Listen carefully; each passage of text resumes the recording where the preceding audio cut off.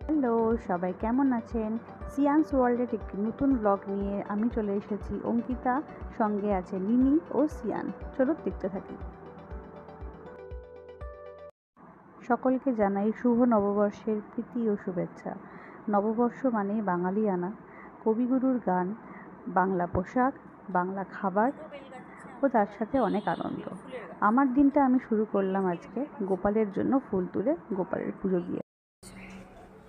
বেশি ফুল লাগবে না গোপালের, কারণ আমি একটা মালা কিনেছি, ওই মালাতেই ঢেকে যাবে পুরোটা। তো একটু ফুল না দিলে ভালো লাগে না, গাছের ফুল, তাই দেব। এখান থেকে একটা ফুল নিই, এটাই যথেষ্ট, এইটুকু ফুলই যথেষ্ট আমার গোপালের সিংহাসন সাজানোর জন্য। কিন্তু ইচ্ছা করে কি আরো ফুল দিয়ে সাজাই।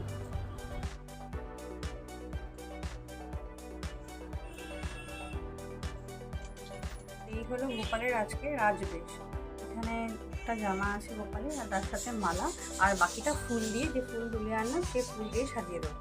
পুনাম শুভময়রা রিসেন্টলি পুরী গেছিল, তো সেখান থেকে আমাদের জন্য অনেক কিছুই এনেছে, আর আমাদের গোপালের কথা মাথায় রেখে গোপালের জন্য এনেছে পুরী থেকে থালা। তো গোপালকে আজকে নববর্ষের দিনে নতুন থালায় খেতে দেবো, তো সেই জন্য এই থালাটা বার করেছি। এই যে গোপালকে আমার সাজানো হয়ে গেছে, স্নান করিয়ে, নতুন বস্ত্র পরিয়ে, মাথার চূড়া, গলার হার, বাঁশি আর তার সাথে গাছ থেকে তোলা ফুল দিয়ে সাজিয়ে নিয়েছি। কিছুই দেখা যাচ্ছে না জানি, কারণ গোপাল খুবই ছোট, তাই সব কিছু ঢেকে যায়। এরকমই হয় প্রত্যেকবার, যে যত সাজাই না কেন কিছুই সেরকমভাবে দেখা যায় না, শুধু মুখটুকু ছাড়া। আর সঙ্গে চন্দনের ফোঁটা দিয়েছি, দিয়ে এবার গোপালকে খেতে দেবো।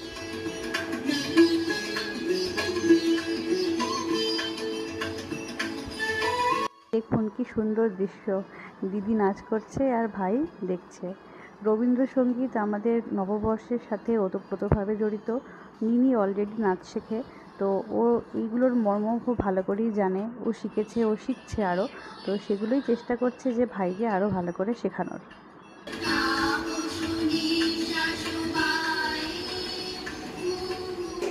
এখন 12টা বাজে, ওকে স্নান করাতে নিয়ে গেছে দেবু, আর আমি এদিকে রেডি করছি। এই যে স্নান করে আজকে ওকে এটা পরাবো। কি ব্যাপার নিনি বুড়ি, কি হয়েছে? আমি আজকে এখানে চান করব। এখানে স্নান করবে? ও আচ্ছা, চলে আসো চলে আসো, চলো। জামা কাপড় নিয়ে আসছো? হ্যাঁ আচ্ছা। চান করব, তো আজকে চান করার জন্য এই যে নতুন জামা, পিঙ্ক পিঙ্ক গেঞ্জি আর পিঙ্ক প্যান্ট দুটোই বাঁধানো হয়ে গেছে, আর এখানে হচ্ছে টাওয়াল আছে। বাবা, নিনি বুড়ির আজকে দুপুরবেলা সব পিঙ্ক পিঙ্ক। হ্যাঁ, এটা কি ওপরে টপ কিনেছো এটা গরমে পরার জন্য? বাবা, এটা কি সুন্দর, তা আমারই দেখে পড়তে ইচ্ছা করছে, কি সুন্দর। আর এটা কি হাফ প্যান্ট? হ্যাঁ বাবা, ম্যাচিং ম্যাচিং সব। সব নিয়ে টিয়ে নিনি বুড়ি চলে এসছে এখানে স্নান করতে। আজ ও এখানে স্নান করে কি করেছে চুলগুলোকে? তো ভূত লাগছে রে পুরো। কি করেছিস চুলগুলোকে? হ্যাঁ, পুরো ভূতের মতো তো। হ্যাঁ। কি করে করলি আবার দেখা? এ বাবা, এ পুরো তো শেওড়া গাছের পেতনি লাগছে রে। এ বাবা রে, কি সব করে চুল নিয়ে। আমি আমি শেওড়া গাছের ব্যক্তি না। তা তুমি কি? আমি কিছুই না। তুমি কিছুই না? ও আচ্ছা আচ্ছা, তুমি এটা কিউট বাচ্চা, এটা কিউট বাচ্চা। ও কিউট বাচ্চা না, ও বড় হয়ে গেছো এখন। হ্যাঁ, টাটা বাই বাই। টাটা করে কোথায় যাচ্ছিস? বাট চান করব।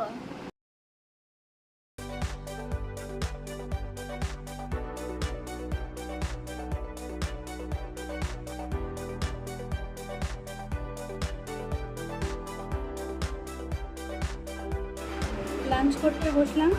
সিয়ান এখন বাইরে, যা গরম পড়েছে, তারপর সিয়ানকে নিয়ে গরমের মধ্যে কোথায় বা রেস্টুরেন্টে গিয়ে, এখন তো সব জায়গাতেই লাইন, তো লাইন দিয়ে দাঁড়িয়ে খাওয়ার কোনো মানেই হয় না। এই বাড়িতেই সব ফ্যানের তলায়, এখানে বাড়িতে খাওয়াই ভালো।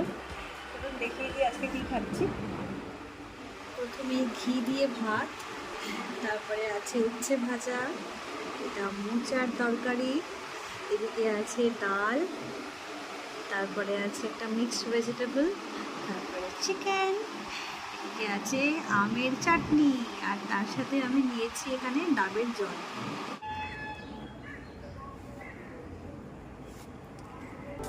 এখন বাজে 5টার মতো। আমাদের স্নান তো সকালেই হয়ে গেছিলো, খাওয়া দাওয়া সমস্ত কিছু কমপ্লিট করলাম, করে এখন একটু রেস্ট নিচ্ছি। রেস্ট নিয়ে এবারে এসেছি আপনাদেরকে একটা জিনিস দেখাবো বলে। পয়লা বৈশাখ তো ঠিক আছে, আর বাচ্চাদের পয়লা বৈশাখে এখন প্রচুর জামা কাপড় হয়। আসুন দেখাই সিয়ানের কতগুলো জামা হয়েছে পয়লা বৈশাখে। দেখুন এই এত জামা কাপড় খালি পয়লা বৈশাখে নাকি হয়েছে।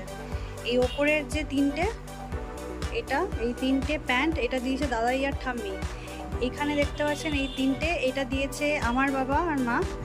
নিচে দেখতে পাচ্ছেন এই একটা, দুটো, তিনটে, এই 4 নম্বর, এই সবগুলো দিয়েছে হচ্ছে ওর বাবা। আর এইটা দিয়েছে হচ্ছে পুনাম আর শুভময় ইচ্ছে মিলে। আর এই দিকে দুটো দেখছেন, এই দুটো হচ্ছে নিনি বুড়ির, এগুলো আবার আজকে কেনা হয়েছে। আজকে গেছিল একটুখানি গড়িয়ার দিকে, গিয়ে নিনি বুড়ি কাকাই এই দুটো আরও নিয়ে এসছে। নিনি বুড়ি এখনো জানে না, বিকেলে ওকে দেওয়া হবে, দেখে আরও খুশি হয়ে যাবে। তো এই হচ্ছে পয়লা বৈশাখে জামা কাপড়। এছাড়াও আরও আছে, এগুলো আমি দেখালাম যেগুলো এখনও পরা হয়নি। আর বেশ কয়েকটা আছে যেগুলো ওই একটু পাতলা স্লিভলেস টাইপের, সেগুলো অলরেডি সিয়ানকে পরিয়ে দিয়েছি আমি। আজকে দুপুরেও একটা পরেছে, আর এছাড়া তার আগেও আরও আমি দুটো পরিয়ে দিয়েছি, তো সেগুলো আর দেখালাম না। এছাড়া এই কটা জামা কাপড় এখনও পরেনি, তাই দেখি।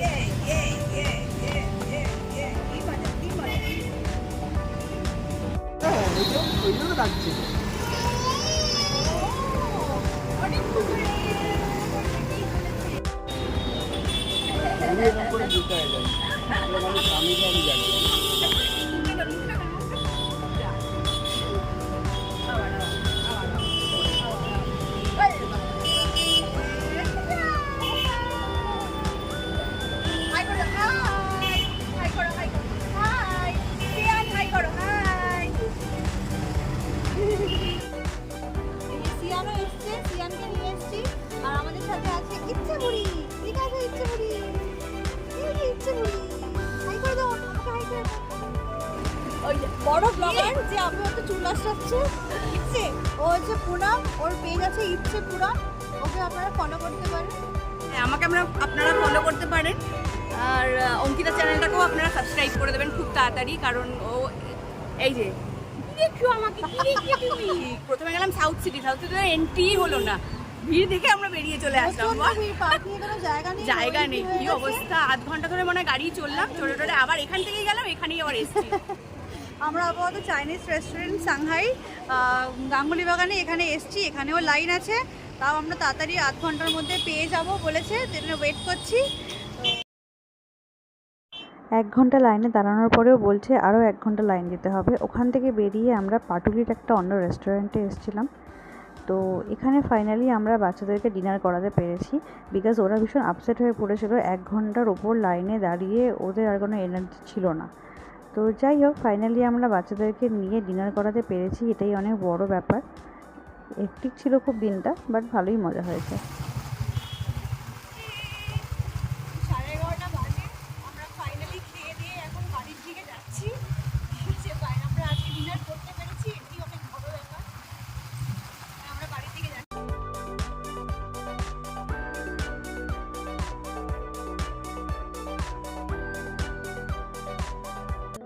সাংহাইতে 1 ঘন্টা লাইনে দাঁড়ানোর পরে আর ওয়েট করতে পারছিলাম না, কারণ সিয়ানকে ডিনার করানোর টাইম হয়ে গিয়েছিল। তাই জন্য আমি, দেবব্রত আর সিয়ান বাড়ি চলে এসেছিলাম ওকে খাওয়ানোর জন্য।